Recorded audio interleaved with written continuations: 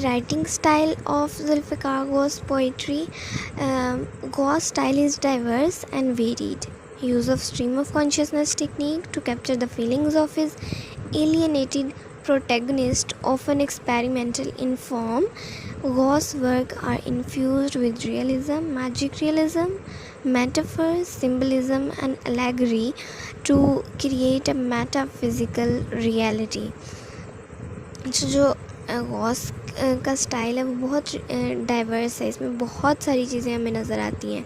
Stream of consciousness को आपको पता है कि जो जो प्रोटैगनिस्ट की थॉट्स होती हैं, व्हाट इज़ थिंकिंग, उसके बारे में लिखता है। और जो ट्रू एक फीलिंग्स होती हैं जो किसी एलियनेटेड पीपल की होगी, एलियनेटेड शख्स की होगी while living outside from the homeland, तो उसके बारे में भी लिखता है। और डिफरेंट जो लिटरेरी डिवाइसेस हैं वो यूज़ करता है, और मोस्टली ये मेटाफर, सिंबलिज़म और एलेगरी को यूज़ करता है अपनी मेटाफिज़िकल रियलिटी को क्रिएट करने के लिए। He frequently employs mimetic strategies within his writing to force the reader to re-examine the purpose of the text. He used simple language to convey his message. तो इसकी language ऐसी होती है और इसके थीम्स ऐसे होते हैं कि हम एक बार सोचने पे मजबूर हो जाते हैं कि हम सही जो हमें एक हिस्ट्री बताई गई है, जो हमने पहले हिस्ट्री पढ़ी है, वो ठीक भी है या नहीं। तो हम सही मानों में हमें पता चलता है कि एक टेक्स्ट का क्या पर्पज़ है। Many people praise Ghosh's careful construction and attention to technique. Commentators praise Ghosh's manipulation of technique to achieve his effect. Some commentators find that Ghosh's experimental style detracts from the story and frustrates the reader, while others applaud these techniques because they engage the reader to become active in the search of reality in the text. Some critics believe that Ghosh's writing is at its best when he relaxes his form and when he writes from a more personal point of view.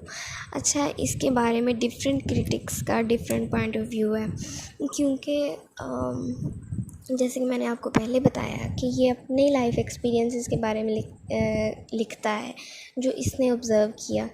तो अब आपने भी वही incident देखा हो, मैंने भी वही इंसिडेंट देखा हो, लेकिन हम जब आगे कन्वे करेंगे तो हमारे पॉइंट ऑफ व्यूज़ अलग होंगे। हम अपने परसेप्शन जो उसके बारे में बनी होगी हम उसके बारे में लिखेंगे। तो जुल्फ़िकार गौस का भी यही पॉइंट ऑफ व्यू था। तो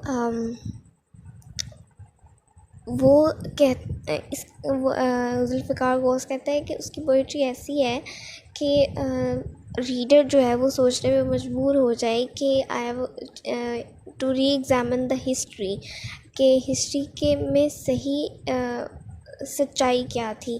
तो लेकिन कुछ क्रिटिक्स उसको निगलेक्ट करते हैं उसकी थिंकिंग और कहते हैं कि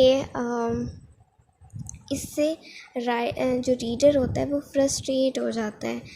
तो लेकिन कुछ लोग उसकी इस टेक्निक को बहुत अप्रिशिएट करते हैं कि इसकी वजह से रीडर जो है वो इंगेज हो जाता है इसके, और